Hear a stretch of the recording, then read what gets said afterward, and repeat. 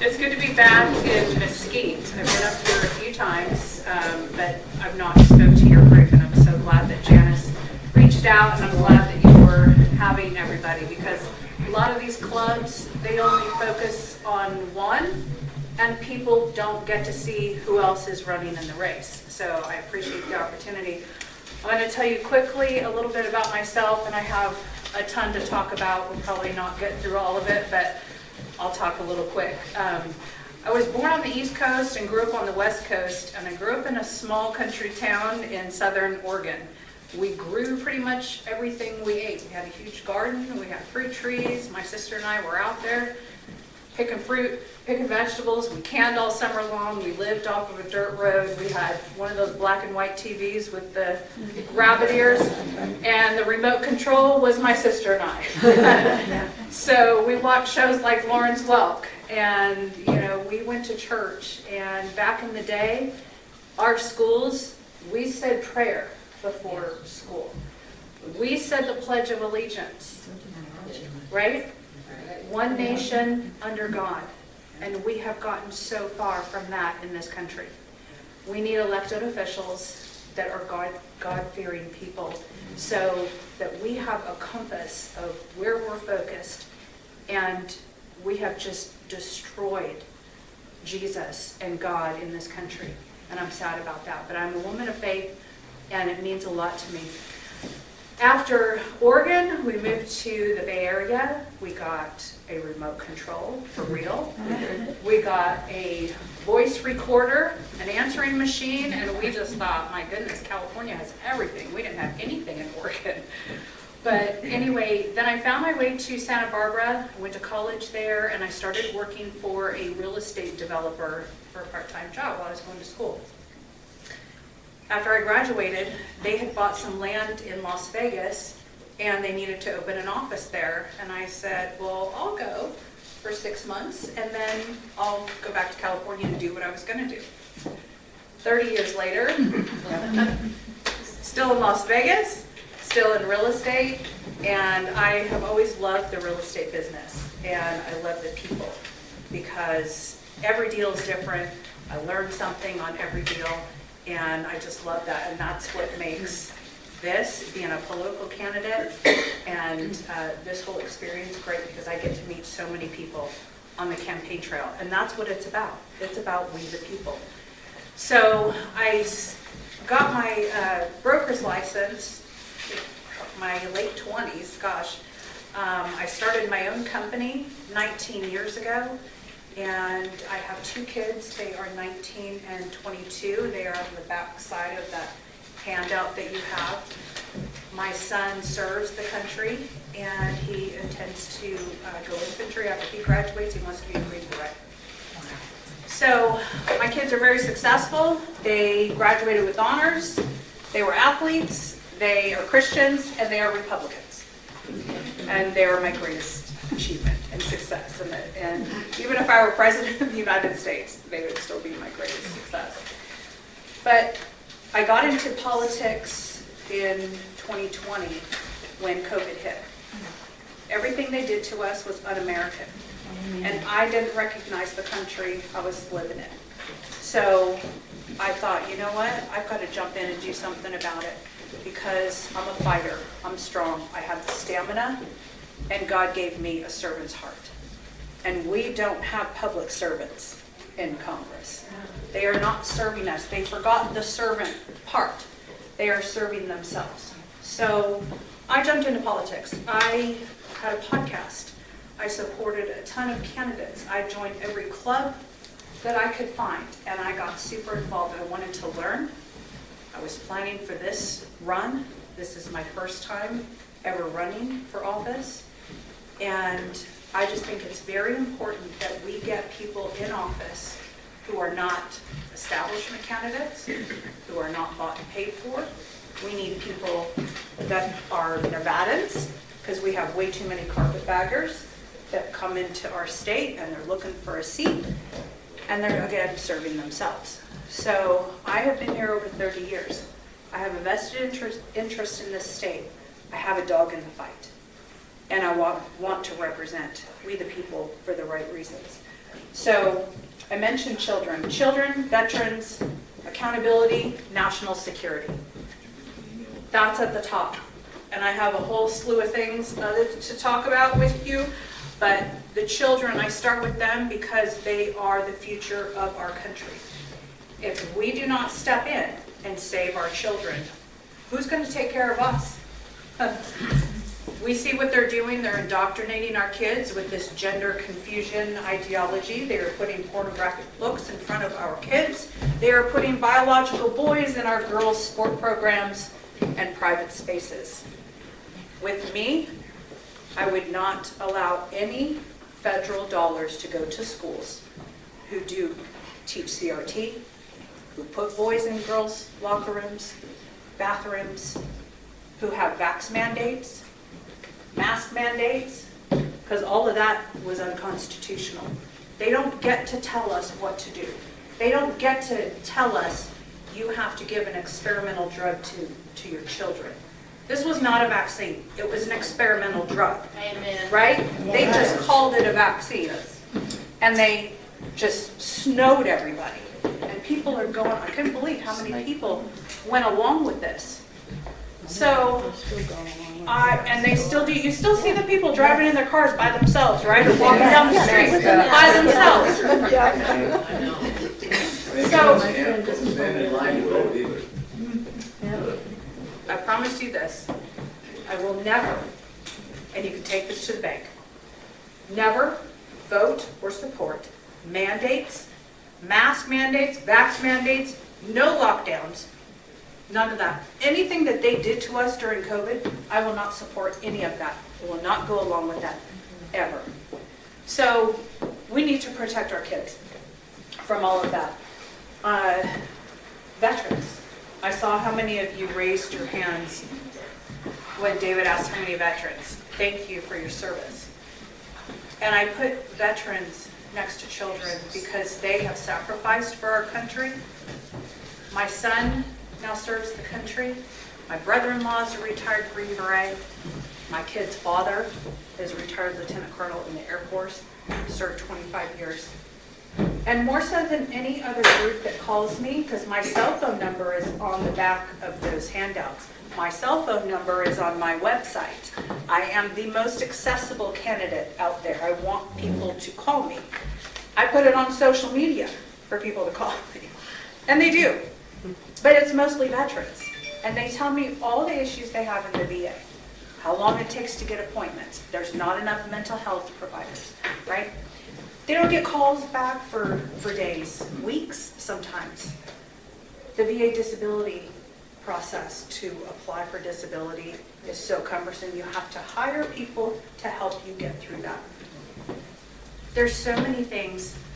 I would like to sit on the Veterans Affairs Committee because we have so many things to fix for our veterans. They're serving illegals at the VA before veterans. Oh, yeah. It's absolutely astounding. That will not happen on my watch. I will not support that ever. So I'd like to improve and streamline that disability process, that application process. I would like to have surveys in every veteran center, medical facility in this state. After every single service, you fill out a questionnaire and you tell us what the problem is. And I'll have people that follow up in each location, find out where the shortfall is, and actually fix it. Do you know why we still have problems? Because nobody follows up.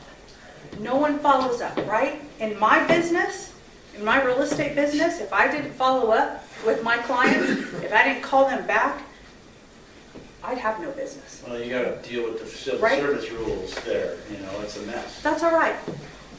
We need to change the rules Yes, for we the people, yes, right? We're in control. They are going to serve us, right? Shouldn't be that hard to fire. Right, you're right. But these things, it's not that we, they say, oh, we don't have the manpower. We can't return your call in 24 hours. We don't have the manpower for that. Sure we do. We take away the $80 billion they're giving to the IRS to audit us and hire all those agents, right? Let's put that money to the VA. Let's hire some more people. Let's get people on the phone. Let's get some action and some things done. We're the greatest country on the planet. We can't hire some more people to answer the phone for our precious veterans? Come on. So easy things like this that are solution. We can do this. This is not unattainable.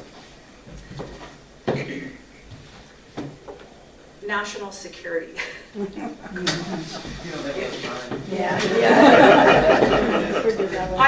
I know we talked about the border and the language in this new border bill. I don't know if you guys saw this. And finally, Mitch McConnell came out this morning and actually is, not going to support it. But he hadn't until this morning, right? Yeah, there were 30 Republican senators as of yesterday that had not come out and formally said, this is an Invasion Authorization Act, not a border bill. They were supporting it. So I don't know what they did today. 30 of them. They have language in this bill that the Secretary of Homeland Security can call an emergency when, after a 7-day consecutive period of time, there's an average of 5,000 illegals or encounters at the border per day, right? But not until we reach that 5,000 threshold, or if there's 8,500 in one day. Oh, come on. Then they can call it an emergency and a crisis.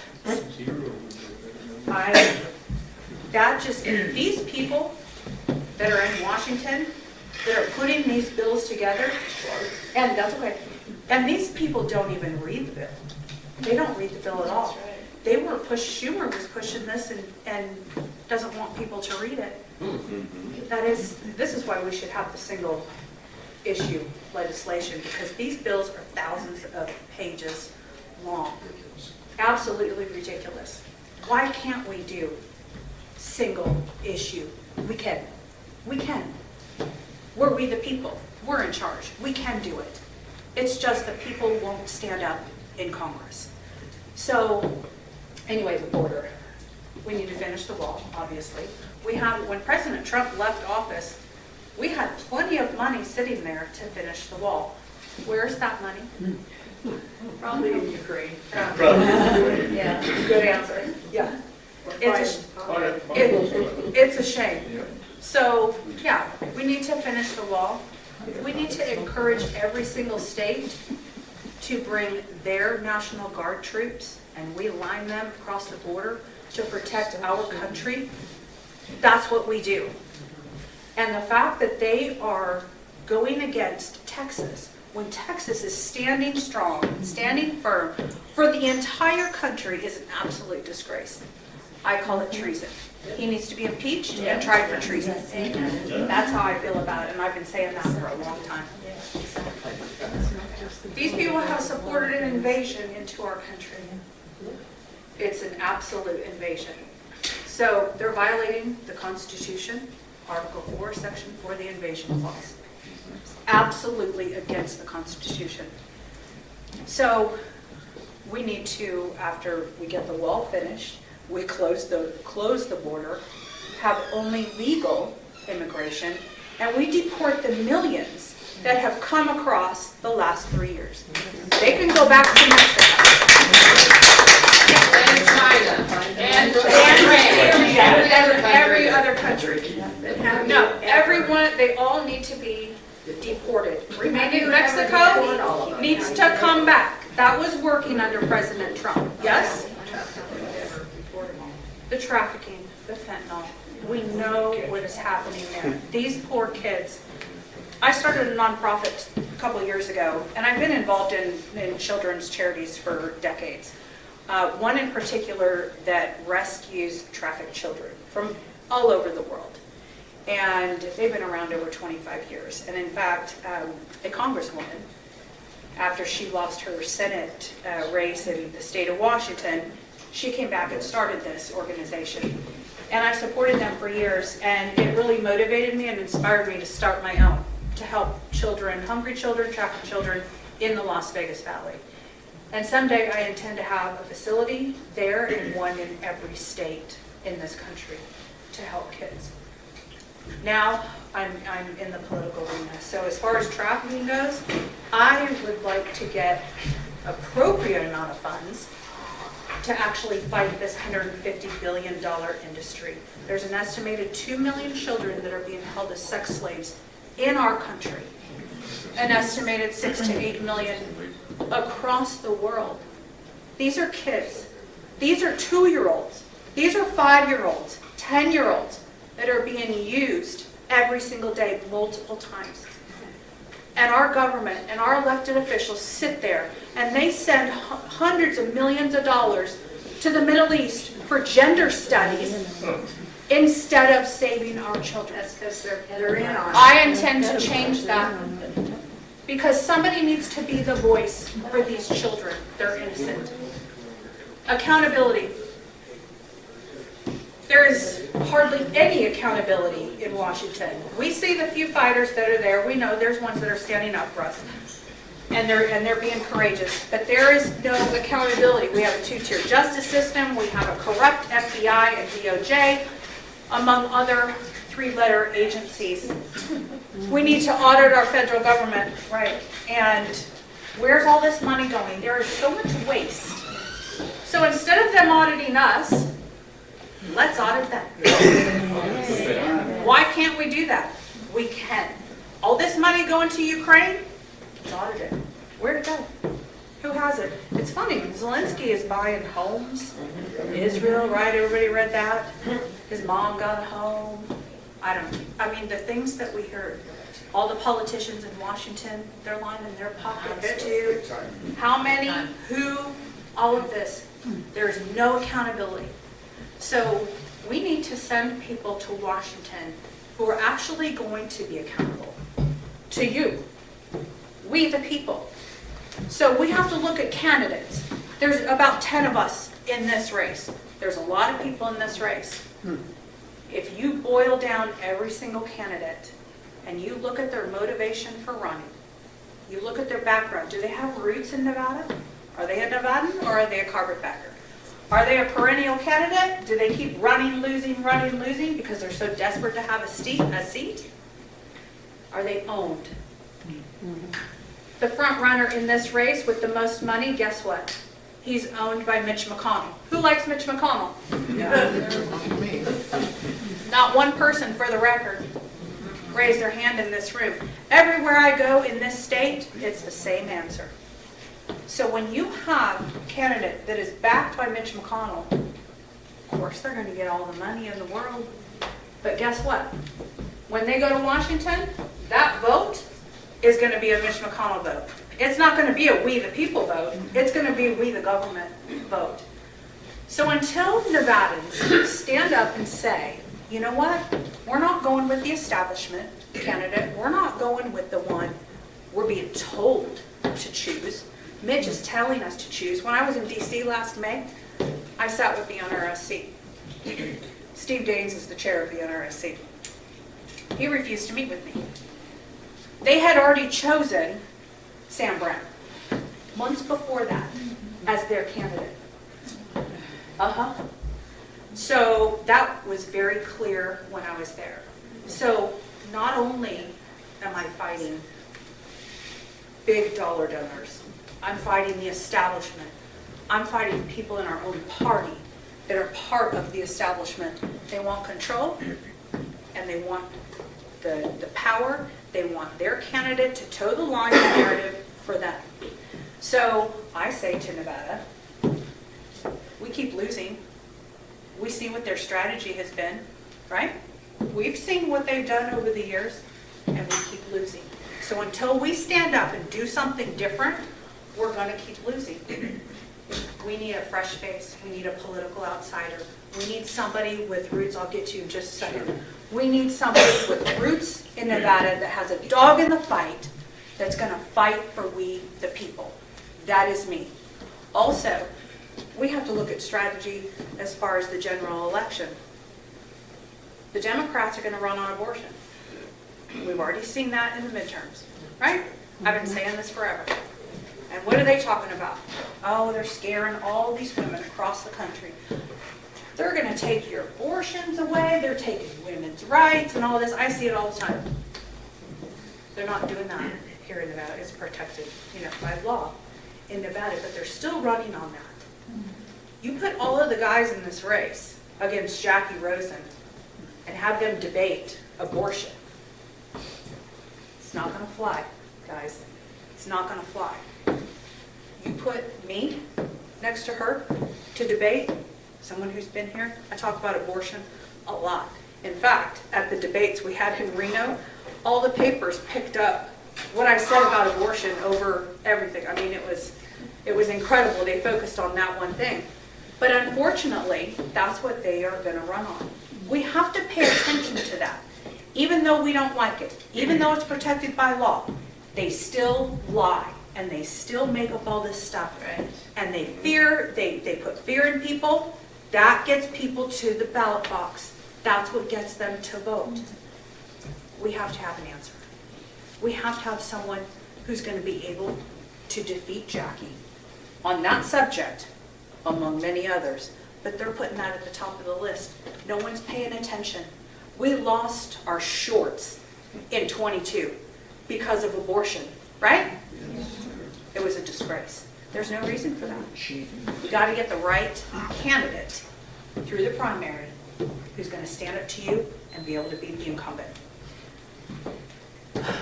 I didn't get to climate, World Economic Forum, Ukraine, Iran, China, the UN. You go, girl. I mean, I could stand here all day long. In fact, when I was in, I've traveled all over the state, and when I was in Goldfield, a bunch of people came out, and I stood there for an hour and a half, and we did Q&A. And I waited until they were they were questioned out. I said, any more? And they were all silent and they were done. But after an hour and a half, I would have stood there all day. Because we need to answer to you. The people who don't show up for debates, they don't want to answer to you. Like Sam, like Gunter, they don't show up because they don't want to be in front of the Nevada voter. They don't want to be put on the spot. We're here for you. We're supposed to be here for you, right? We should be accessible. We should be transparent. We should be honest and courageous. So, I'll stop. Sorry. Women talk a lot more than men. We have a lot more words. But go ahead. So my question was now. Oh yeah, sorry about that. They already have their chosen candidate. How are you going to combat their money-making machine? How do you? They're going to raise like crazy. I understand. We've seen plenty of races across this country where the person without the most money won. Like the truck driver in Jersey, you remember that guy? Remember him? Yeah. That was amazing. He put in, $2,000 of his own money?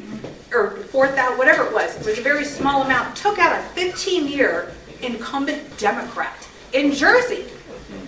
This is because people were fed up with the COVID thing, right? The reason that I got into this, because I cannot stand what they did to us. But no, it can be overcome. I believe you do not have to have the most money in order to win, because this right here, I do this all over the state, and I get my message out to people. I want people to know they have a secret weapon in their arsenal in this state. They have one of their own. That is me. You put me through that primary, I guarantee you I will beat Jackie Rosen, and I will bring that seat home to this state. Yes, ma'am. For the Republicans. About the cheating, the Democrats cheat. I know, so... Ballot stuff. Well, ballot harvesting is legal now. So it's legal in Nevada. So we can ballot harvest. And they're putting teams together all over the state to do this, because we didn't do that the last cycle. Paper ballots. Yeah, we need paper, I know. The machines the machines can be compromised, hooked up to the internet, I realize all of that stuff. But, in 2016, you know how all the polls were Clinton was going to win? They knew for sure she was going to win. Well, they had those machines, right? So they knew. But they didn't cheat bad enough, because we overwhelmed the system and voted for Trump. Yeah. How we can overcome they're cheating, we have to overwhelm the system. All of the Republicans that stayed home, like what Dave was talking about, they need to get out to vote. Everyone across this country needs to get out to vote. It's so important. This is our last stand, I believe, is 2024. If we don't get it into gear this time and get the right candidates in, we are done for, guys. We are done for. This is so important. This election is so important. Don't go with the establishment candidate. Say no to the establishment, the uniparty, the good old boy club, the people with the money. They want you to toe the line. They want you to do what you're told. They know they cannot control me. They already told me a long time ago, Steph, you want to win this election? You say this. Don't talk about Mitch McConnell.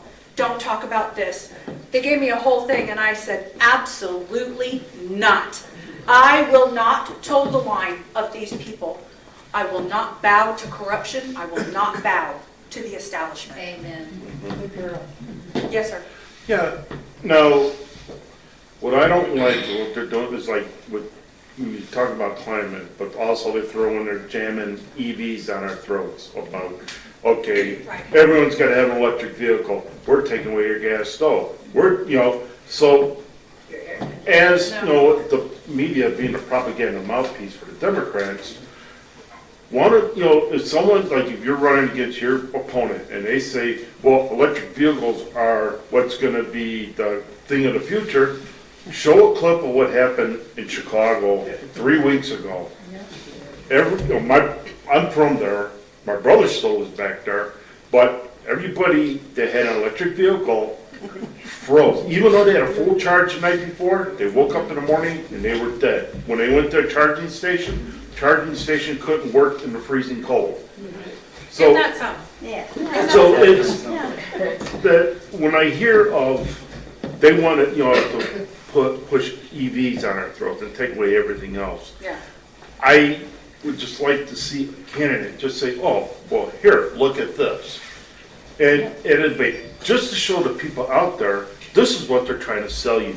Right. And if this is what you want, hey, go ahead. But why, we don't want to give up our fossil fuels. So, under the guise of climate crisis, this climate, I think they manufactured this climate crisis. There's no climate crisis. They want to push their agenda on the American people.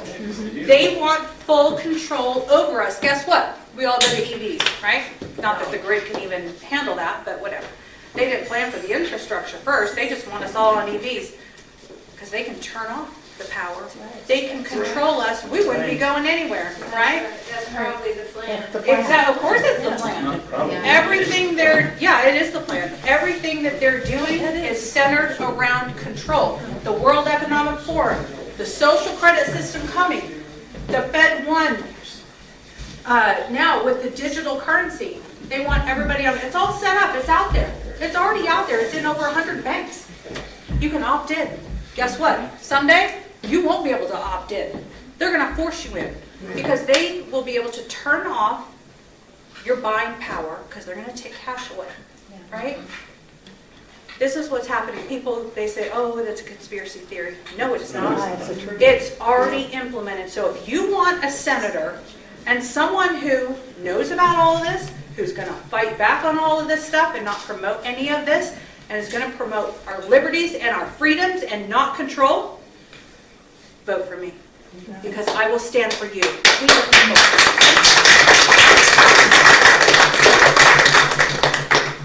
Anybody else? I can talk forever. Yes, sir.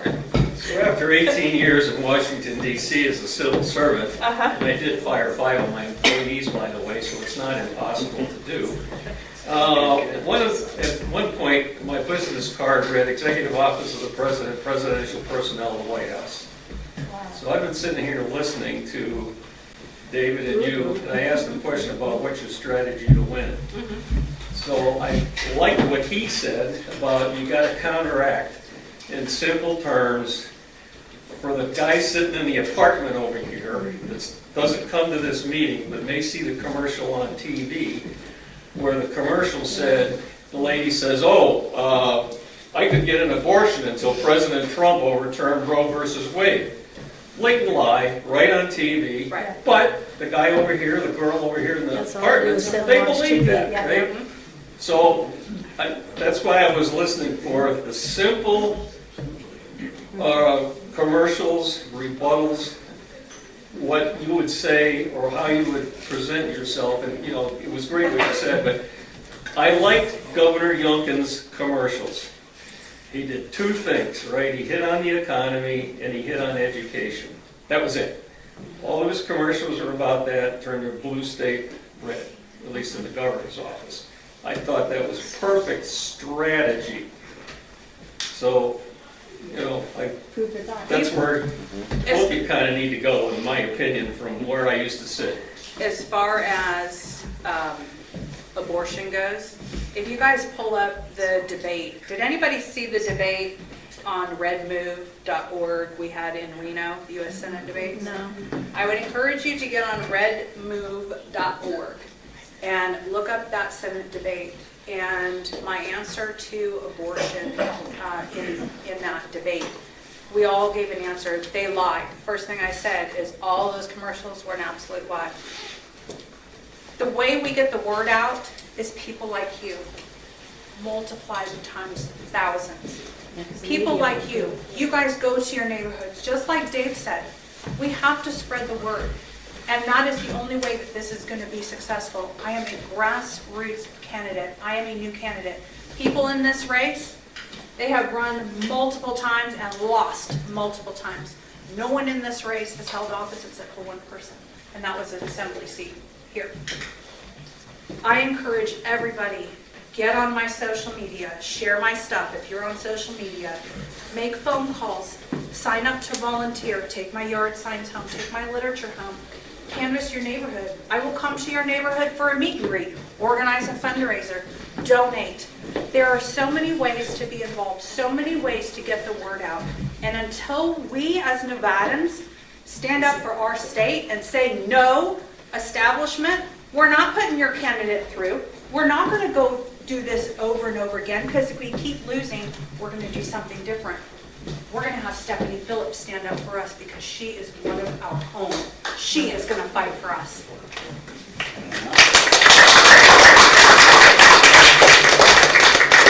Am I out of time? Sorry, Janice. Any other questions, Stephanie? I just had a comment. When I heard Sam Brown, Yeah. all I heard was, I want your sympathy.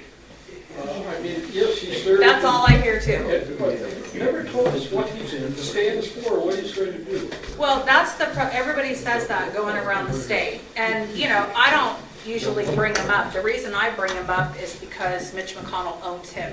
And he's simply going to be a puppet for Mitch. However, he's got all this money from all these senators, from all these people. And if you know, there's a mega donor out of Incline Village, gave him $2 million. I mean, there are people, but that's because of these endorsements that he has. So until we say we've had enough and we vote for somebody different and we spread that word, we're going to have the same thing. And it's a shame, because he'll never beat Jackie, ever. He will never beat Jackie. He doesn't have the experience, doesn't have the life experience. He's way too young. And when you get, oh, well, I'm older. I'm 51. And I've had a career in I've served people. I have negotiated for them. I have represented them. It's all I do in the real estate business. And I take very good care of my clients. And I advocate for them. I serve in all these nonprofits I'm involved in. That's what I do. But I'll stick around after. Yes, ma'am. I notice that everybody in here is very, very optimistic that we're going to get our president back. Yes. However, that's not a guarantee. No. So what is the alternative plan if all these lawsuits and everything go through? Where are we going to fall back? Here's the alternative plan, is that we keep control of the House and we take back the Senate. And we need people like me in the Senate who's actually not going to sell you out every chance they get, because what we see from our senators, they have sold us out. And so many of these rhinos and so many of these leftist Democrats, they sell us down the river. So until we overhaul the system, until we take back or Senate, and we've got to keep the House. That is super important. We need people like David, because we have to keep control of that House. We have that, then we can stop some of this nonsense that they're doing. Well, who's going to be the president that's going to oversee all this? If Gosh. Trump doesn't get You in? know, honestly, I don't know what that is going to look like, and I don't think Biden is actually going to make it all the way. I think Well, I he'll don't probably install someone else. President Trump is going to be our president, and the reason I'm optimistic, I'll tell you why I'm optimistic, but God. Yeah. That's